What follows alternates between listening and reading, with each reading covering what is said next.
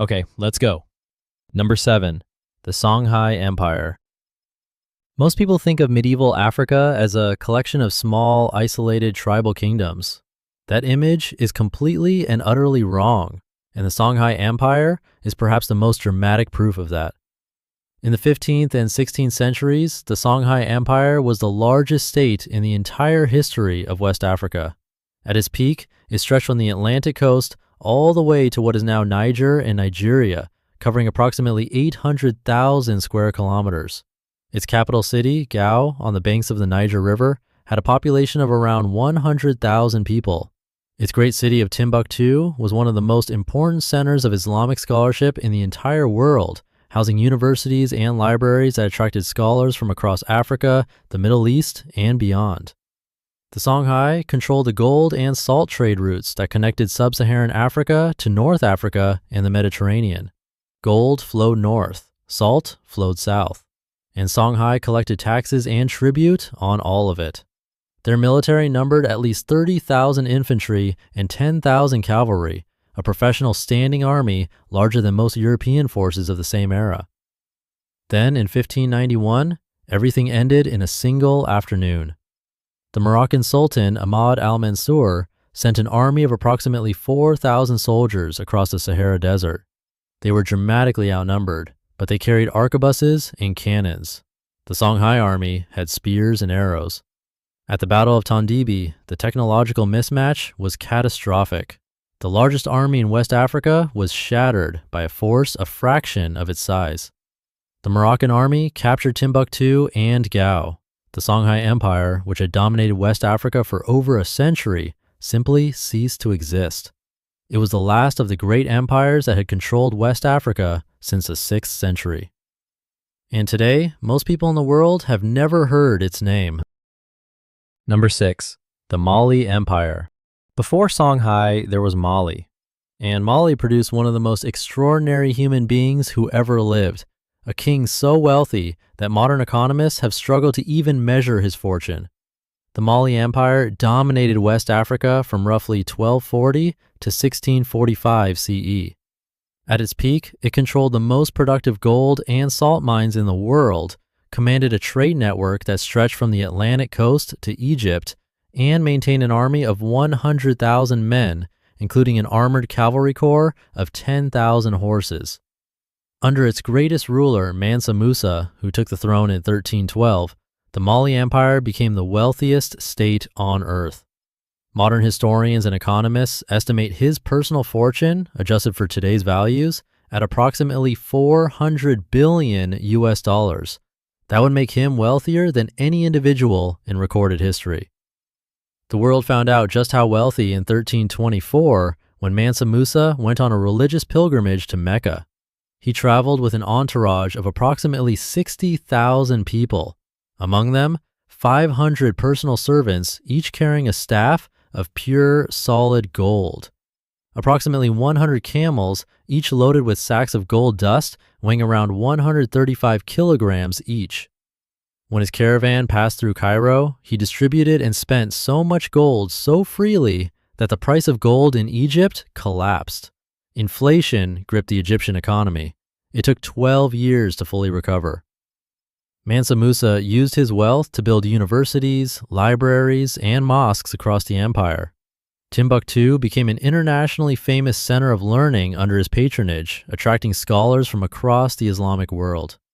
The Jingariber Mosque he commissioned still stands today, more than 700 years later. After his death, the empire declined and was eventually absorbed and replaced by the rising Songhai. Today, most people have never heard of Mansa Musa. The richest person in the history of the world has been almost completely forgotten. Number 5. The Aksumite Empire. In the 3rd century AD, the Persian prophet Mani compiled a list of the 4 greatest powers in the known world. His list was Rome, Persia, China, and Aksum. Not Greece, not Egypt, not any of the civilizations that fill Western history textbooks. Aksum, an empire based in what is now northern Ethiopia and Eritrea that almost nobody today has ever heard of. The kingdom of Axum flourished from roughly 100 to 940 CE. It sat at the crossroads of three worlds, Africa, Arabia, and the Greco-Roman Mediterranean, and it controlled the Red Sea trade route that connected the Roman Empire to India. Every luxury good moving between Rome and the East, silk, spices, ivory, emeralds, passed through Axumite-controlled waters and ports. The empire grew enormously wealthy on this position. Axum was the first sub-Saharan African state to issue its own currency, gold, silver, and bronze coins bearing the images of its kings inscribed in both Greek and the local Ge'ez script. It was one of the first states in the world to officially adopt Christianity as a state religion, doing so around 328 CE under King Izana, even before much of Europe had converted. The Ge'ez alphabet developed under Axumite rule is still in use in Ethiopia today. At its height, the Axumite Empire extended into the Arabian Peninsula.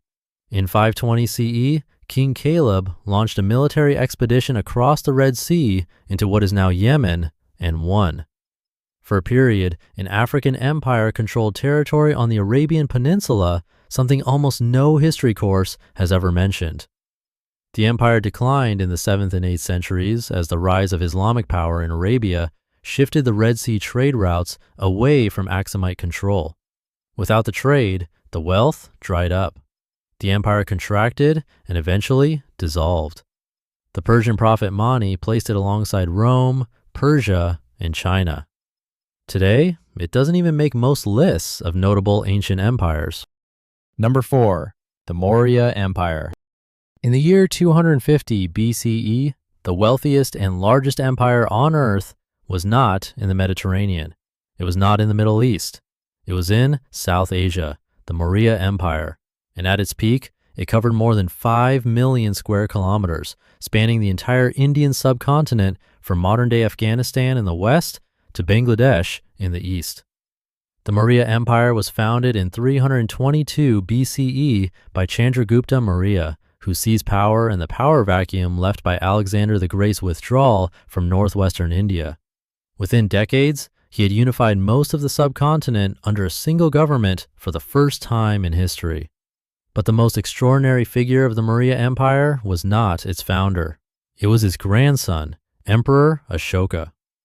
Ashoka came to the throne around 268 BCE and immediately continued the tradition of military expansion. Then, around 260 BCE, he conquered the region of Kalinga in a war of extraordinary brutality. Ancient accounts describe 100,000 people killed in battle, 150,000 deported, and many more dead from famine and disease in the aftermath. And then, Ashoka stopped. According to his own inscriptions carved on stone pillars and rock faces across his empire that still stand today, he was so horrified by what he had done that he renounced military conquest entirely. He embraced Buddhism and spent the rest of his reign promoting what he called Dhamma, a policy of nonviolence, religious tolerance, animal welfare, environmental protection, and compassion for all living beings. He banned hunting. He established veterinary hospitals, one of the first known instances in history. He sent Buddhist missionaries across Asia as far as Greece and Egypt. He built roads with shade trees and rest houses. He inscribed his laws and moral principles on stone pillars in multiple languages so every subject could read them regardless of their native tongue. These pillars, erected more than 2,200 years ago, still stand across India. The lion capital from one of Ashoka's pillars is now India's national emblem. The wheel on his most famous pillar appears on India's national flag. Yet outside of South Asia and Buddhist traditions, the name Ashoka is almost completely unknown. Number 3. The Akkadian Empire. Everything we have discussed so far had a predecessor. Every empire builder looked back at earlier models. Every conqueror stood on the shoulders of those who came before.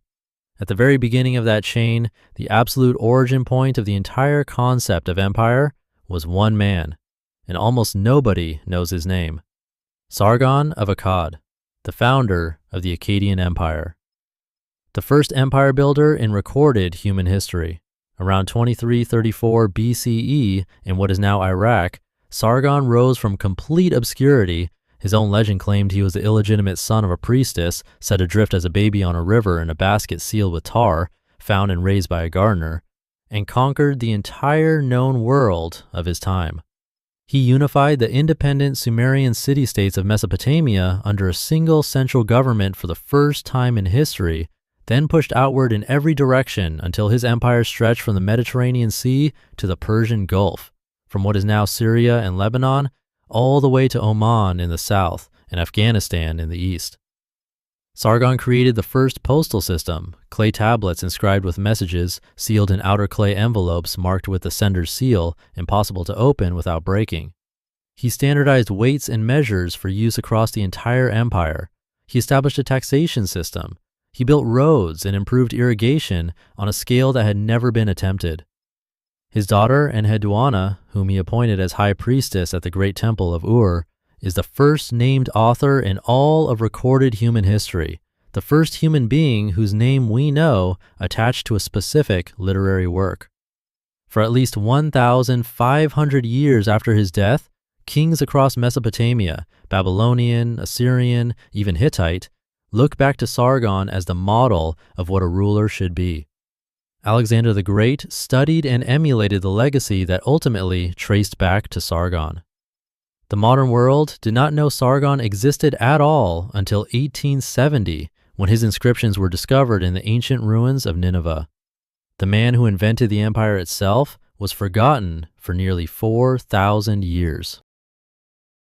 Number 2. The Achaemenid Persian Empire. At its height, the Achaemenid Persian Empire ruled over 44% of the entire world's population. No empire in history, before or since, has ever controlled a higher percentage of all living human beings. Founded by Cyrus the Great in 550 BCE, the Achaemenid Empire at its peak stretched from the Balkans in Europe all the way to the Indus Valley in Pakistan, from Egypt and Libya in the south to Central Asia in the north. It covered approximately 5.5 million square kilometers, making it the largest empire the ancient world had ever seen. What made the Achaemenid Empire genuinely extraordinary, beyond its sheer size, was how it was governed. At a time when most conquerors simply crushed the peoples they defeated, Cyrus the Great adopted a radically different approach. He let conquered peoples keep their religions, their languages, and their local customs. He appointed local governors, but generally left existing social structures intact. He freed the Jewish people from Babylonian captivity and allowed them to return to Jerusalem and rebuild their temple, an act celebrated in the Hebrew Bible and for which Cyrus is literally called the Anointed One by the prophet Isaiah. The Cyrus cylinder, a clay barrel inscribed with Cyrus's proclamation after his conquest of Babylon, has been called by historians the first charter of human rights in recorded history. It now sits in the British Museum. Darius the Great, who ruled at the empire's peak between 522 and 486 BCE, built the Royal Road, a 2,500-kilometer highway across the empire on which royal messengers on horseback could reach the most remote territories in just 15 days. He standardized coinage, created a unified legal system, and made Aramaic the empire's official common language. This empire, the largest proportion of humanity ever governed by a single state, was destroyed by Alexander the Great in 331 BCE. And because Alexander's story was told by Greek historians, and because Western history has generally privileged Greek and Roman perspectives, the Achaemenid Empire has remained in the shadows. Number 1. The Neo-Assyrian Empire. The Neo-Assyrian Empire existed from roughly 911 to 609 BCE, centered in what is now northern Iraq. At its height, it controlled Mesopotamia, the Levant, Egypt, and large parts of Anatolia and Iran, more territory than any empire that had come before it in the Near East. But the Neo-Assyrian Empire was not forgotten because it was small or insignificant. It was forgotten because of who destroyed it, the Babylonians, who then became the people that the Bible remembered and whose story dominated the historical narrative that shaped Western civilization. Here's why the Assyrians matter. They were the first empire to develop a true professional standing army as a permanent state institution, Not a seasonal conscript force assembled for campaigns, but a year-round professional military with specialized units for infantry, cavalry, siege warfare, and intelligence. They invented the concept of psychological warfare, deliberately broadcasting the severity of their treatment of those who resisted in order to encourage surrender without battle.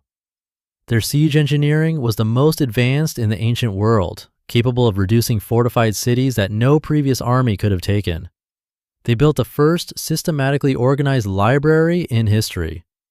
King Ashurbanipal assembled in Nineveh the greatest collection of cuneiform tablets ever gathered, tens of thousands of texts covering astronomy, medicine, mathematics, law, mythology, and history. It was in this library that archaeologists in the 19th century rediscovered the Epic of Gilgamesh, one of the oldest works of literature in human history, and also first found the name of Sargon of Akkad.